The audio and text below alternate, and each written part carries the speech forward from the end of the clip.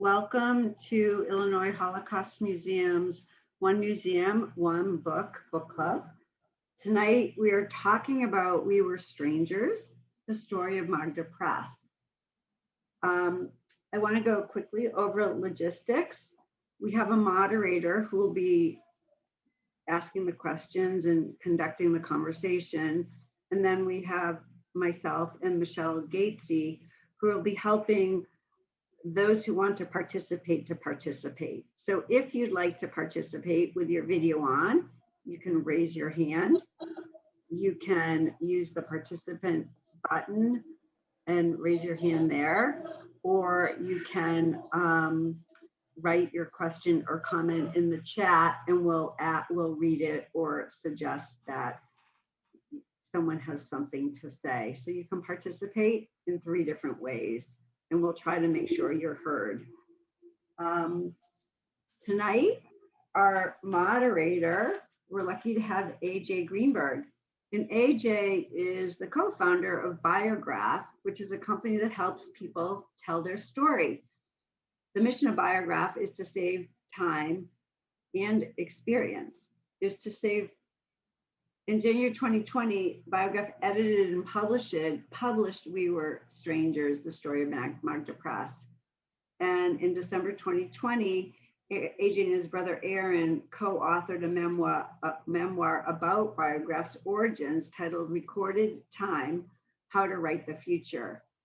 Their memoir outlines their intent and vision for the next evolution of Biograph, a virtual storytelling platform that makes their services turn product accessible to everyone. So AJ is intimately familiar with this book because he helped edit it. And he is also very involved with the museum as the membership and outreach chair for our Young Professionals Committee. So with that, I'm going to turn it over to AJ. We have a big group tonight. I see 80 participants already. So I look forward to a robust conversation. AJ, take it away. Awesome. Thank you so much for the introduction, Marcy. It's really an honor to be here sharing this book. I'm really excited for this, and just want to reiterate that this is very much an interactive discussion, and the more participation from everybody, the better. And before we get started, I just wanted to share a really brief background on my experience with this book and how it came to be from my perspective. So the author of the story, Magda Schloss, is her son is actually in the audience tonight, Bill Schloss. And I ran into Bill Schloss at Kol Nidre services in September of 2018, which is almost 3 years ago now. And that's just when my brother and I, around the time that we'd started this company Biograph to help people tell their stories. And Bill said to me, "Hey, are you you and your brother are doing something in this realm?" And he said, "My mom wrote her story right after she came to America after surviving the Holocaust, and I don't know if there's anything there, but is that something you'd be interested in?" And I said, "Absolutely, send it our way." And so after a couple months of pestering Billy, we were finally able to get the manuscript. And I remember it was a 350-page PDF. Each page was a picture of the original typewritten manuscript. And they were all like cracked and yellow, and there was a lot of areas that were pretty difficult to read. And we could just say it was in pretty poor condition. But I opened up the PDF and I just started reading it, and I was immediately hooked. I was highlighting every line at a certain point, and I just thought it was such a powerful story from the beginning really until the last sentence. And I remember pausing after reading the last sentence and just sitting in silence for a few moments thinking, wow, this is truly one of the most powerful stories I've ever read, and other people need to read this. And so we went to Billy and told him what we thought. my brother and I, and we met with him and his wife, Leslie, who's also on the call, and Magda's younger sister, who is on this call as well.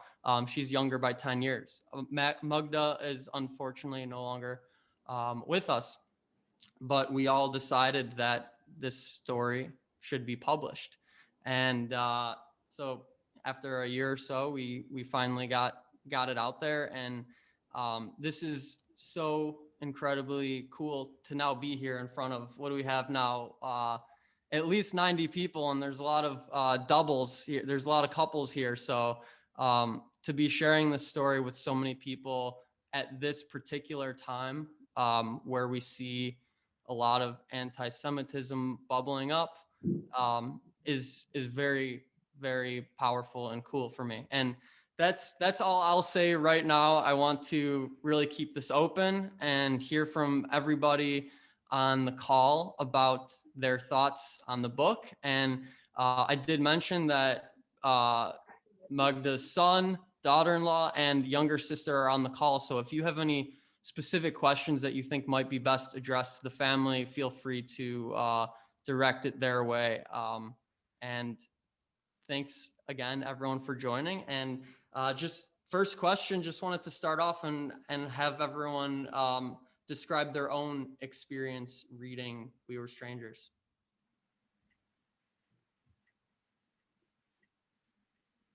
Who wants to start us off?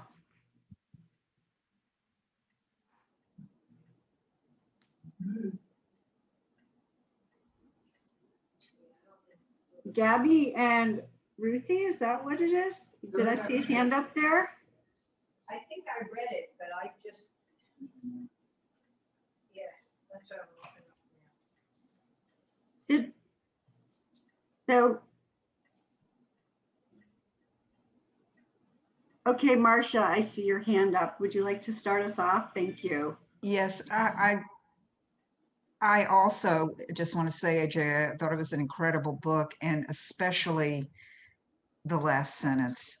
I was nodding when you said what you said, because I finished the last sentence and then I just had to pause and process this. And it's one of these rare books that kept me going all the way until the last sentence.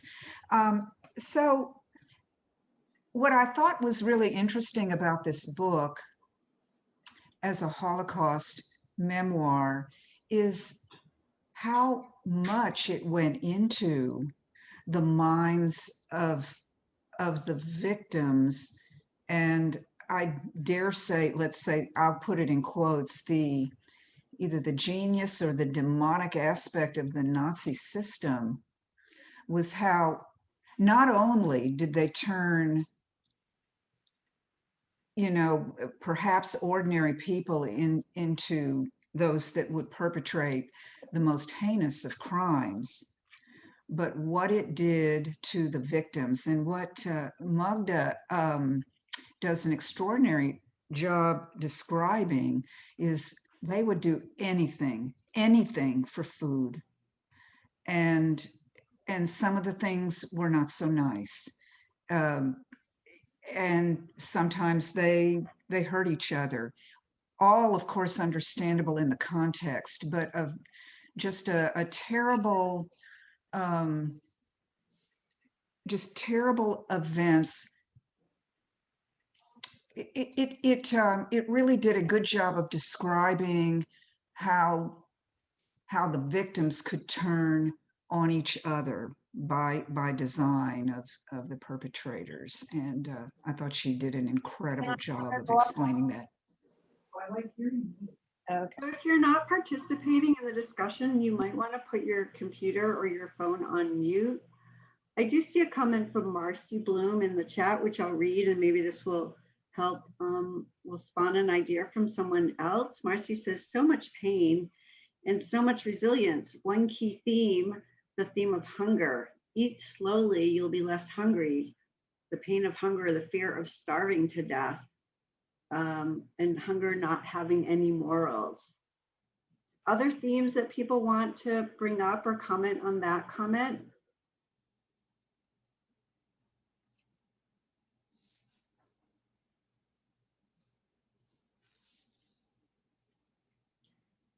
So, oh, I can't.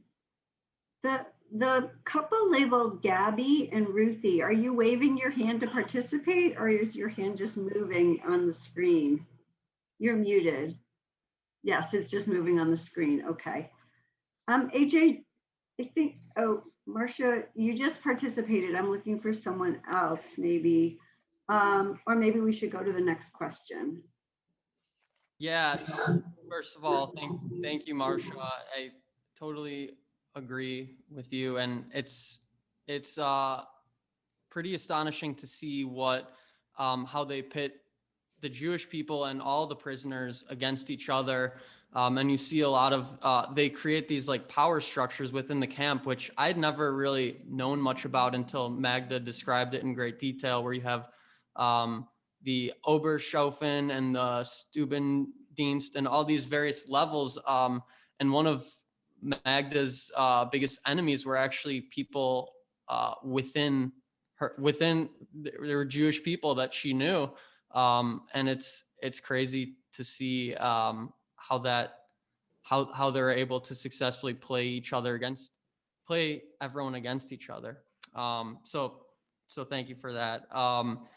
The next question is, this book is actually very rare in that in both the time period that it was written and that it was authored by a woman. So we did some preliminary research with help from one of our friends from the U.S. Holocaust Museum, and she said that 12,000 memoirs have been published by survivors since the camps were liberated, and of these, less than 200 were published by women in concentration camps, and of that subset, less than 10 were published in the 5 years immediately after the war.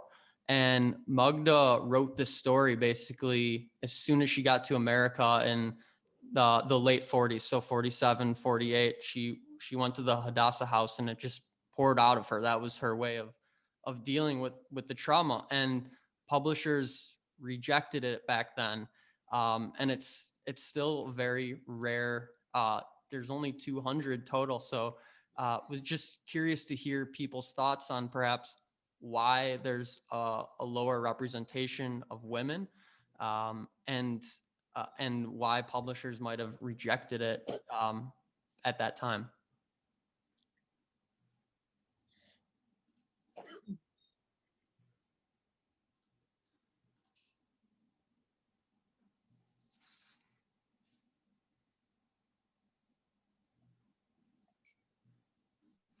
Looks like yeah, Gabby and Ruthie.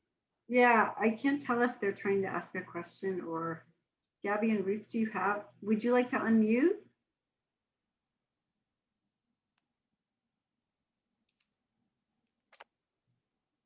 How about Leslie? You had your hand raised. Okay, my name is Bill Schloss. I am the son of Magda. And well, first of all, I want to thank you all for joining this evening and for reading my mom's book. And I hope you, I don't know how to say this.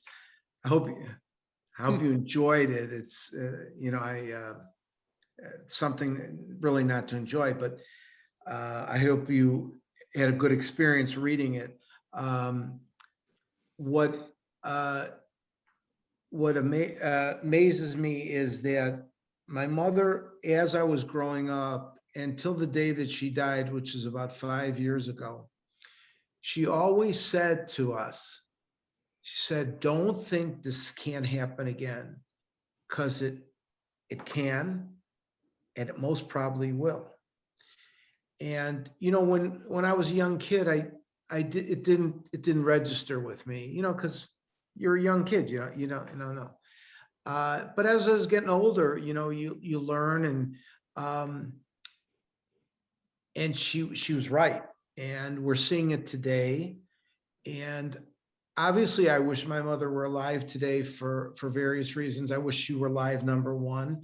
But also, I wish she were alive because it would be very interesting to hear what she would say today as to what's going on in the world today and how it relates to what it was like before Hitler. Is it similar? Are we running into times like that where, you know, where this could really happen again? It's very scary. You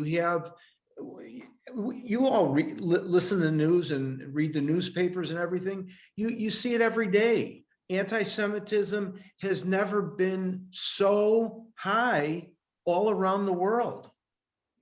You know, in today, what does our president really feel about, you know, I don't mean to get into politics, but Yeah, Bill, we would love to keep the discussion focused. no. I'm not getting. What I'm just saying is that how important Israel is to the Jewish people, but also to the United States. That's all I was getting into. But I'd be interesting to hear what she had to say about what was going on today in relation to what happened prior to Hitler. I think there's many on the call today in our session who've probably read other survivor memoirs. Does anyone want to comment on what they liked or didn't like about this one, or how it's different? Dina, I see you with your hand up. Thank you. Okay. I used to run bookstores, so I'd like to comment on AJ's point about women survivors having their books rejected. And unfortunately, although the majority of women read fiction, and nonfiction horror stories about the Holocaust would not sell. And unfortunately, they just didn't buy them. The bottom line is, will it sell? And they couldn't advertise them because they didn't know how to advertise them. And everything was still so raw and that it just was not possible. So that's a great point. And it is interesting today, especially to see what sells. And, you know, the ADL just released a statement or survey showing, and some other statistics, that 17,000 tweets contained some variation in the week from the 7th to the 14th of May that Hitler was right. And unfortunately, anti-Semitism sells. So I'd be curious to hear from everyone how we can make these stories of survival and humanity and all of our shared humanity, how can we make these stories sell? Marcia? This is a question either for you or Dina. When we talk about the books by women survivors not selling, it seems to me it would depend on the time period.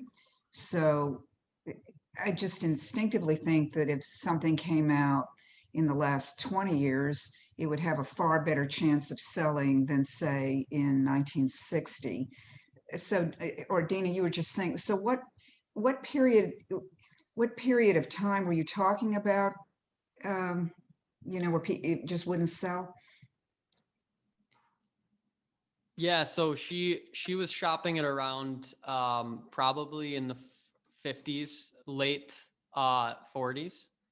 So I think it wasn't, there wasn't a lot of demand for it, obviously. Well, but you gave us a statistic that there were just like 200 books by women and way more than men. And what I'm getting at is the distribution of these women, these women's books getting finally on the market. Like I'm intuitively, I would think, probably very few right after the war, and it would accelerate, and the gap, well, I'm sure is still there, would close a little bit, or I'm wrong. So Yeah, I don't have an exact distribution, but still it's 200 of 12,000 total memoirs were authored by women surviving in camp. So the gap has not closed much at all, unfortunately. I think What is- another interesting question. Oh, Dina, were you going to speak? I just wanted to say that what has happened is that a lot of authors have absorbed some of these memoirs and put them into fictional stories so that they make a more romanticized story around the characters and what happened. And that sells. That's exactly what I was going to say. Holocaust fiction sells incredibly well. So what do we think the difference is? And I think you answered it with romanticized. Does anyone have any other insights or thoughts on that? Dawn, I see you with a hand up. Marcy, can I speak also? I'm sorry, who? Yeah, can I talk? Oh, yeah, you're off of mute. That's great. Okay. No, this is Ruth and me, Gabi. Ruth was born in Slovakia, and she luckily could escape with her parents through Poland to London in 1938. Now, I survived in Hungary. Now, our interest really in Magda's book is because we suppose that Magda was also from Slovakia and also Hungarian speaking. And that is why I'm interested in the subject, especially as we publish books, one about the Hungarian Jewish history, one about the Slovakian, one about German. So I would like to complete our knowledge about it. So where was she really born? Where was she living, Magda?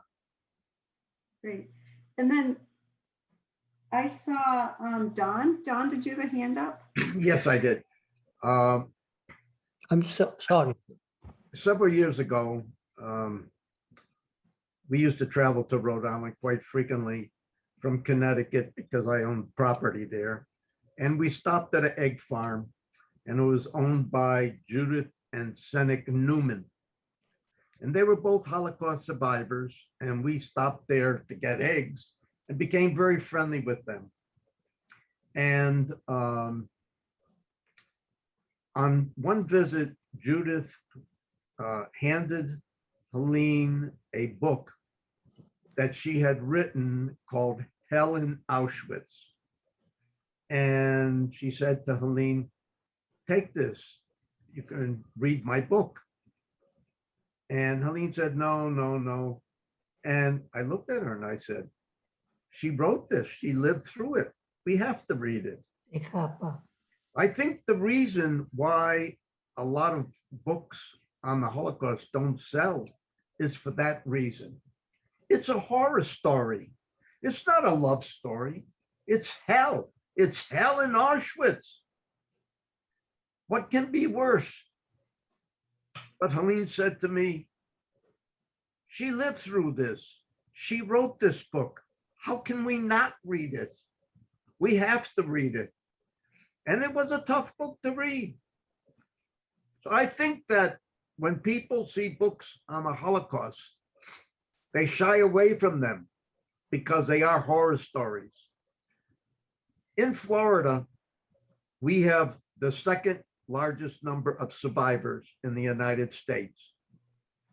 And I'm very involved. I'm the vice president, one of the vice presidents of the Holocaust Documentation and Education Center in Dania, Florida.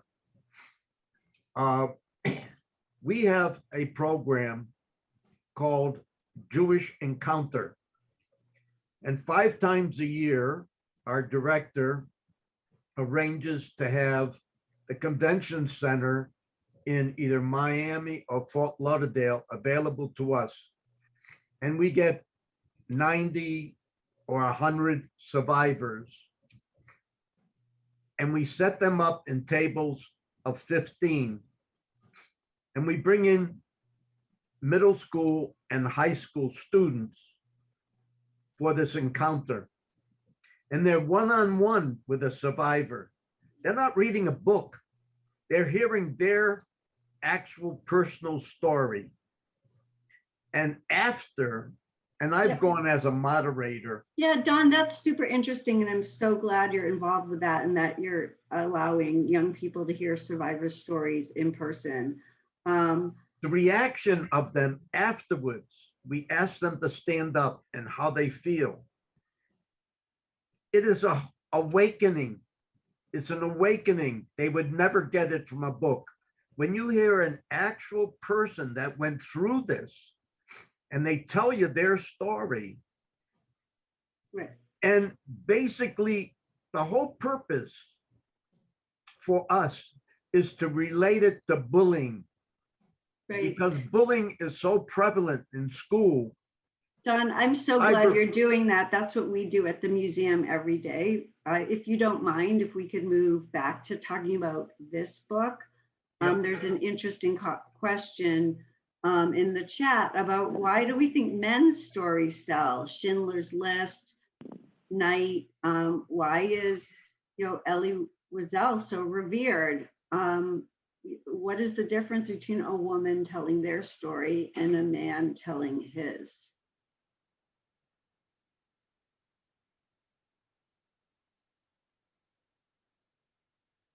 Any thoughts? Can you hear me? Can you hear me? That's Magda's younger sister, Vivian. Hi, Vivian. Can you hear Yes, me? we can hear you. Yes. You can hear me now.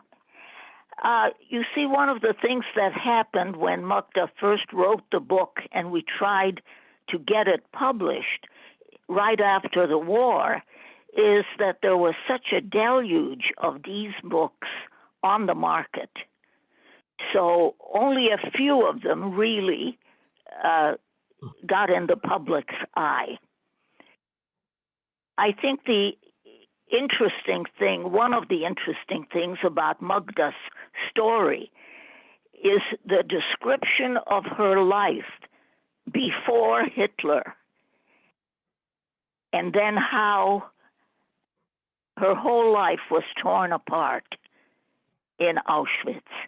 And the gentleman who was speaking Hungarian, Gabby and Ruthie, Yeah, I speak Hungarian too. Chocolate. Yes, yes. And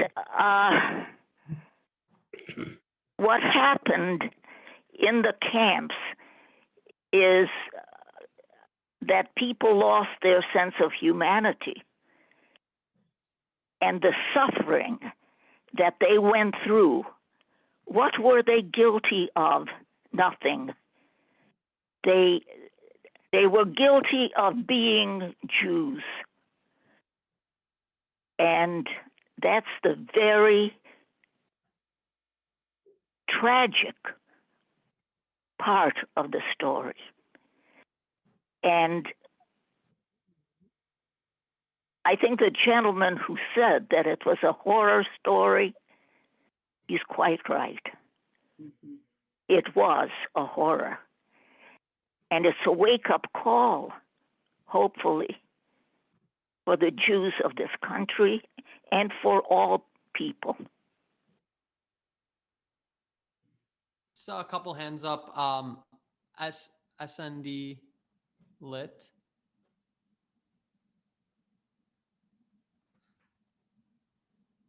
All right, that's me. I'm Sandy.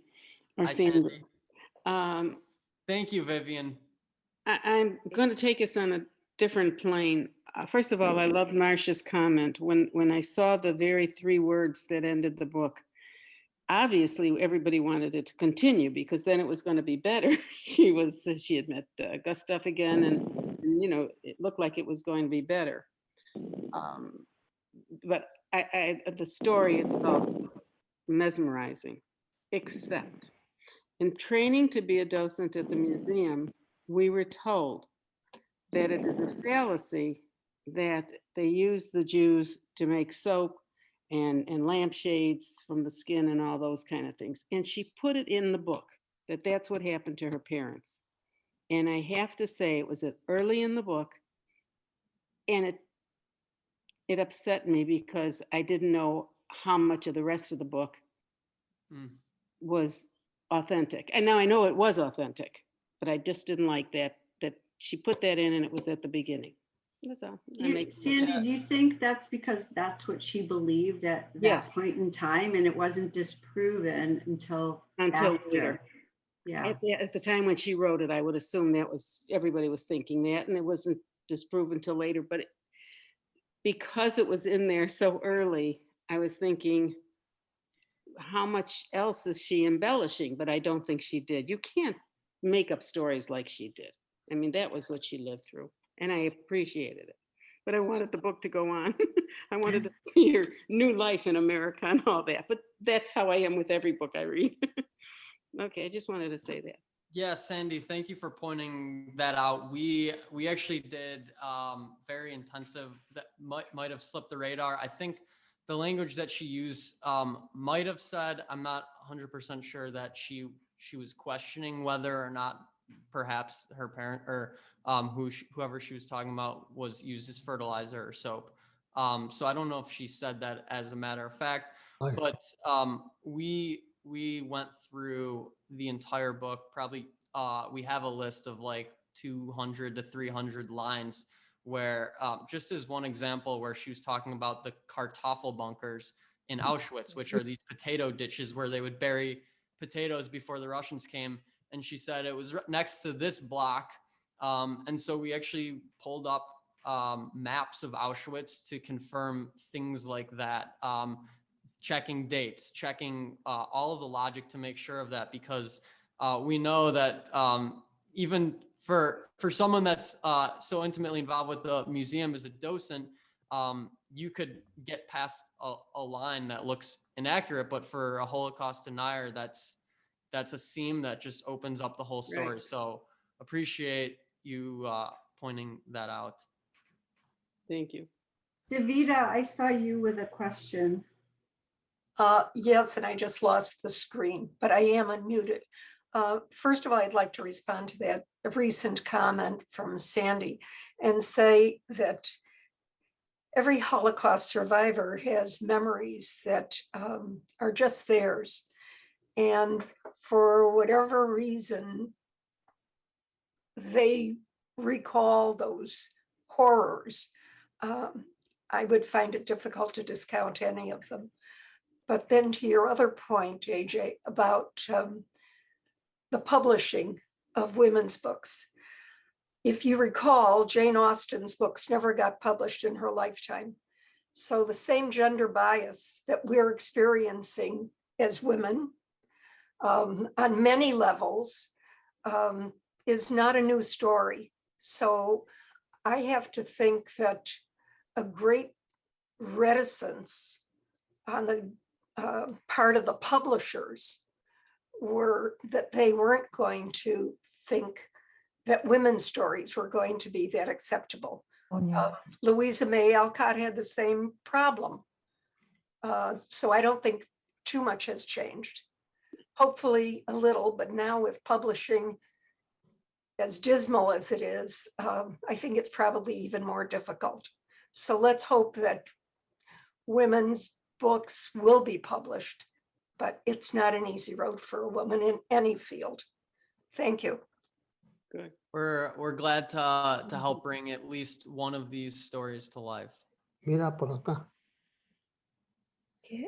I had one question. It seems like a lot of people talking about the last lines of the book, and just curious generally, this book that we received the manuscript untitled. It was labeled The Story of Magda Preiss, and just curious on everybody's thoughts on our decision for the title, or what you thought about it. Excellent. I think it was an excellent choice. Thank you.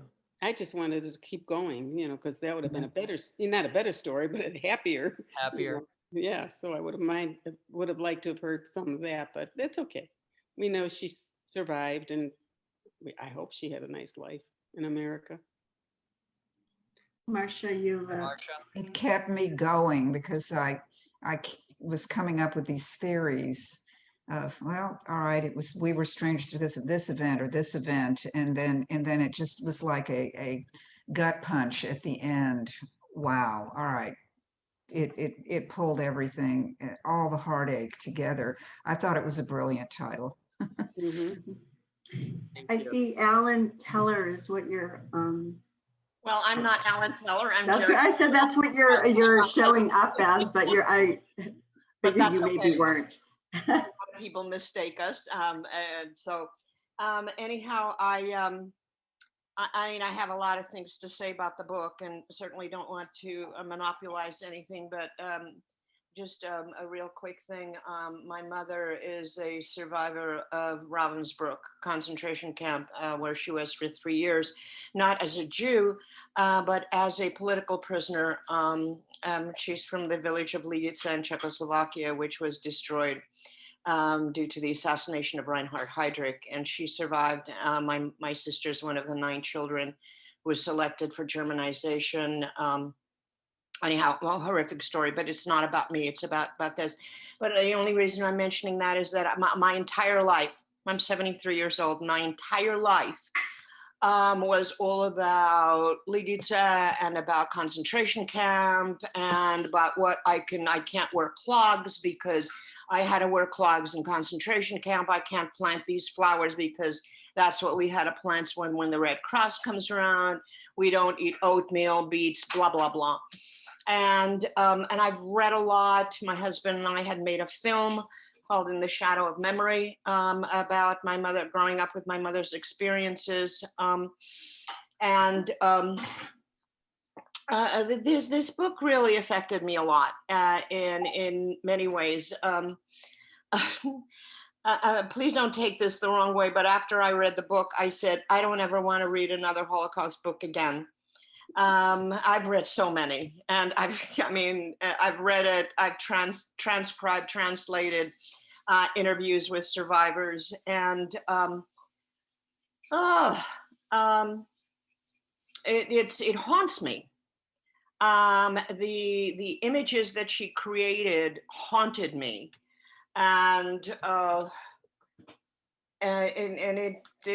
it's very upsetting, I mean, and it's interesting, a lot of my mother's stories, even though she'd never made it to Auschwitz, thank God, they were very similar.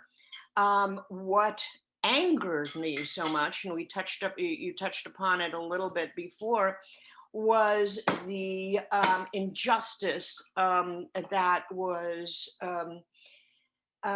laid upon the prisoners, but from the fellow prisoners. Mm-hmm. And my mother would always talk about the Ukrainian guards, that they were much worse than the Germans, than the Nazis. They beat anybody indiscriminately as they're walking by. And that's horrific. And what was amazing about this book, like when they were liberated and then they were in Sweden, how everybody was like hoarding, all the food, even after they've been liberated, is so typical. And it is so, I grew up with hoarding food in a way. You have to finish everything on your plate. Everything gets reused, everything gets redone. And all those details in that book were phenomenal for me personally, because it's the details my mother talked about. Even though it was a different camp and a different situation. And the other thing in terms of the title, real quick, and then I'll stop talking, I thought it was a brilliant title. And I was wondering, where does this come in, as I was reading? And at the end, of course, there it is. And what we have to understand is that the people that go in to the camp, you're a different person than the person that comes out. And I suppose that that's not just, you know, the Holocaust and concentration camp. It's kind of probably any kind of a horrific tragedy that someone lives through. You are not the same person when you come out.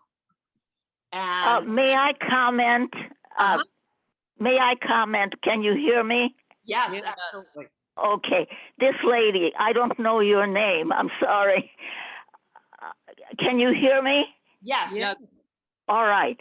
I know what you're talking about. The village of Lidice in Czechoslovakia, where the whole village was wiped out by the Germans, by the Nazis, because Heinrich Himmler had been murdered. And so they didn't know who did it. So they wiped out the entire village. And some of the women and children were taken to concentration camps. And that's what this lady is talking about. And as a matter of fact, if you've heard of Edna St. Vincent Millay, the poet, she wrote a narrative poem, a beautiful piece, several pages long, entitled The Murder of Lidice.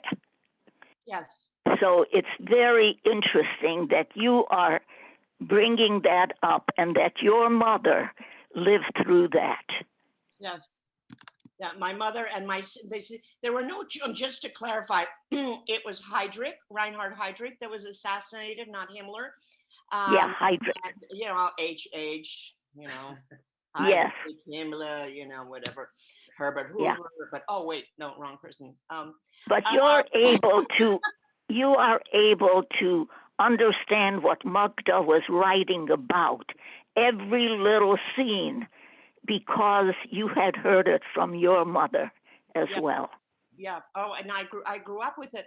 And I have to say, it's very, very difficult for the second generation. I don't know if the children, Magda's children, want to comment here. Well, that's Bill and Leslie Schloss. Bill is her son. Okay. Bill Schloss. He's on the program. It is very, very difficult for us to continue our lives, and because we became victims as well. And, yes. And it was only, I have to say, by going to Germany, for me personally, going to Germany, where our film was translated into German, and when I was able to, quote unquote, confront my enemies, and that I was able to start moving on with my life, and that my mother's stories are my stories, are her stories, and I have my life. I was born after the war, so I would like to hear from Magda's children to see what. First of all, did she talk a lot about her on a daily basis about her experiences, and if so, or if not, whatever, how damaged or undamaged are you?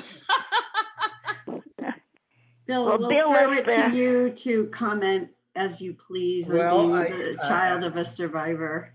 We lived in Skokie, where it was a melting pot of a lot of survivors lived there. And in our neighborhood, there were quite a bit of survivors. And so I grew up, I didn't know any different. So I don't really know. My mom was a wonderful mother. It was interesting.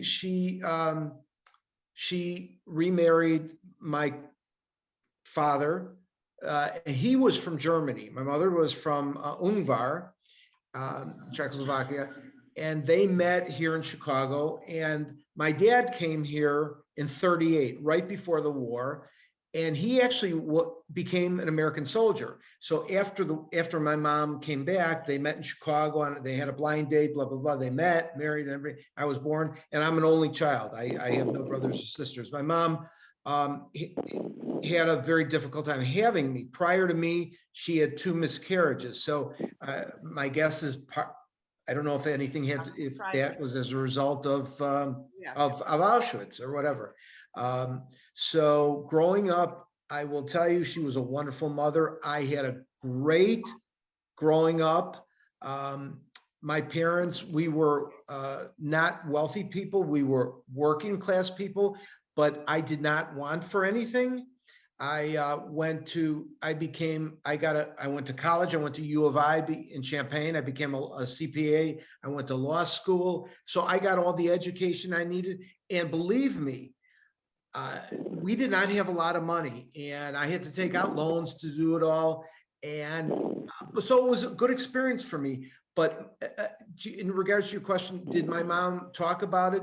She didn't necessarily come out and start talking about it, but if it came up, she would never not want to talk about it. So she was okay with talking about it. And so I hope I've answered your question. I don't know. Well, I'm just curious. So I'm curious, since she had such an intense experience and immediately put it down on paper. So, and you must have read it probably at an early age. No, No? no, actually I didn't read it up until recent. I'm ashamed to tell you, I didn't read it till after her death. And the reason I didn't read it was because my family, my cousins, my close cousins, specifically my one cousin one of my closest cousins, he read it and he said to me, I don't want you to read it. I said, why? He goes, because you're too close to the situation. Don't read the book. So I didn't. And I'm sorry I didn't. I wish I would have read it. And there's so many questions. I wish my mother were right here. I could ask her. It's just. May I comment? Oh, go right ahead. Well, actually, Bill had a very happy childhood. He was very close to his father, who had a wonderful sense of humor, and that humor carried them through in many, many ways. And you're absolutely right. What, You're absolutely right, Aunt Vivian. My dad was great. My mother was great.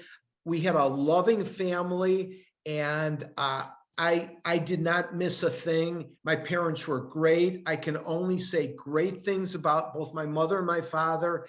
And now that in retrospect, I have to give my mother so much credit after now understanding what she went through and how I think I grew up to be a normal person.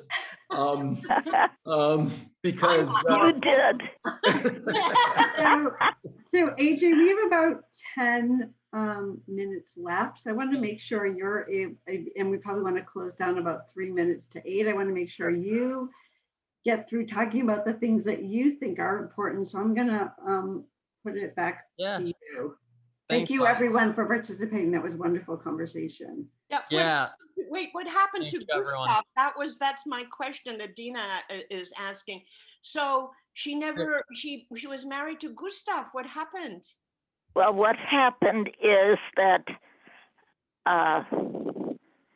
they were divorced after the war. They were different people. Oh. And Magda came to America, and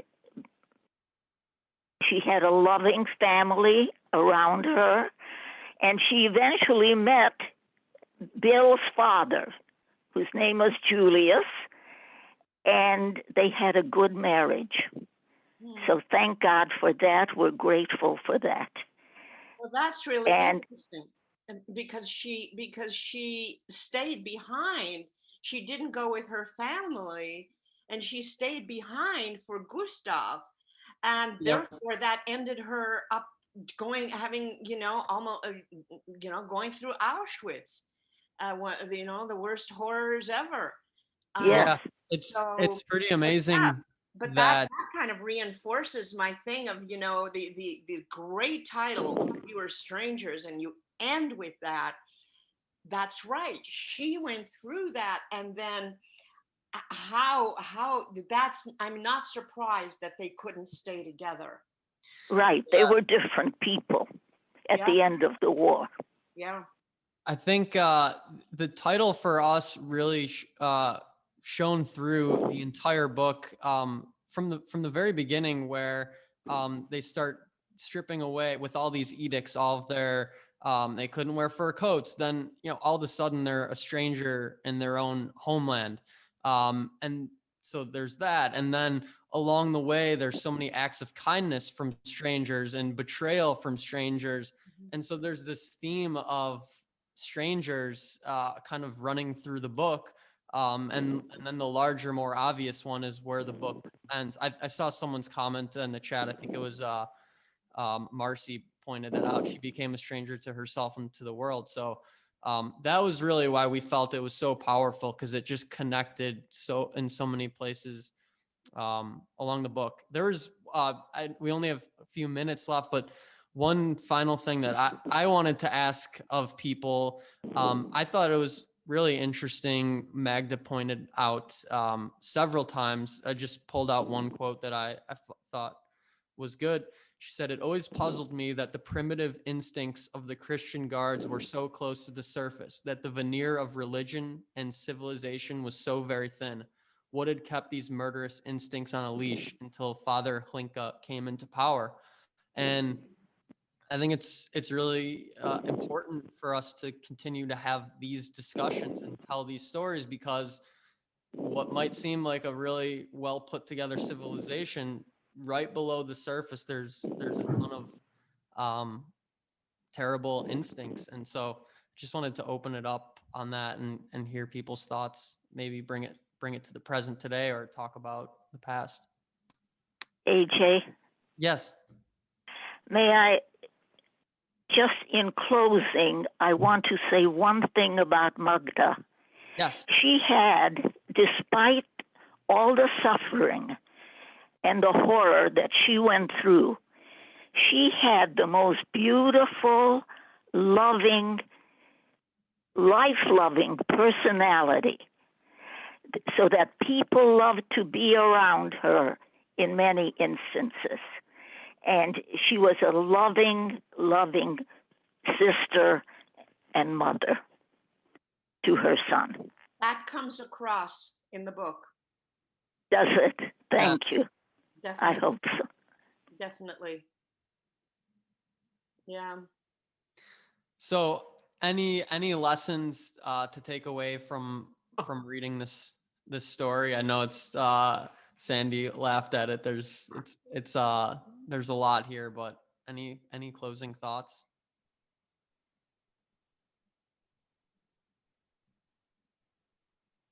Well, we've heard from a lot of survivors, and the fact that there was one chapter entitled Food, and the hunger that they all had, you could feel it. I didn't even want to eat myself after reading that. Oh. And she put a whole chapter named Food, and how they could talk about recipes and everything. She put us right in the middle of it all. Right. I had the same experience with food reading it and eating after, just being so grateful to have access to that, which we take for granted. Davida? Yeah, I think I have two books that were written by survivors, women who would exchange recipes verbally to one another, to make them feel like they could taste the food emotionally that they had cooked so lovingly. And so I have two books like that. So I can understand where food was the motivating force to keep them alive, to sustain them. But it was more than physical. It was definitely an emotional need as well. Yes, absolutely. Makes sense. Pamela, who is, I think, a new participant this evening, says, I think Magda's writing helped her recovery, and many survivors didn't talk about that to their children. I think that's interesting. Does AJ or Bill want to respond to that comment? I know Vivian probably does, but Or Vivian? she went to the Hadassah house right after she got to America and just poured out of her. I think that really helped her, that she had the need to tell her story and to talk about it. Although I know there are many survivors who reacted the other way, where they couldn't talk about it. But being able to vent in that way, I think helped her tremendously. Mhm. You know, one thing that really impressed me about her in terms of her character is that one of the people, and I don't remember who now, who was particularly nasty and really, really mistreated her horribly, she ran into on 2 different occasions, if y'all remember that. Yes. I think, yeah. And the fact that she didn't confront her, it's like, I mean, I have to tell you, I was there reading the book and I was thinking, God damn it, Magda, you got, you know, like, I was ready to tear this woman apart. I mean, I'm full of vengeance, you know, sometimes, and which is not a good idea. And the fact that she didn't confront her, it's like, oh my God, how is she able to do that? I mean, this is her fellow prisoner, fellow Jew, who would beat the crap out of her for no particular reason. Yet she didn't harbor an anger, and she didn't even say anything when she was in that office where she could have denounced her. I mean, I was reading the book and I was pointing my finger and denouncing her, you know, yelling at her and swearing at her. I can't believe that Magda didn't do anything. Yeah, there's one line in the book where they're in the food hall at the very end, and her friend, Magda's friend Pira, points out that this woman is looking at her to see how she uses the silverware because she knows that she's more civilized. And so just the irony of how the story twists once they're out of the camps. All right, well, we have about 2 minutes left. AJ, any closing remarks?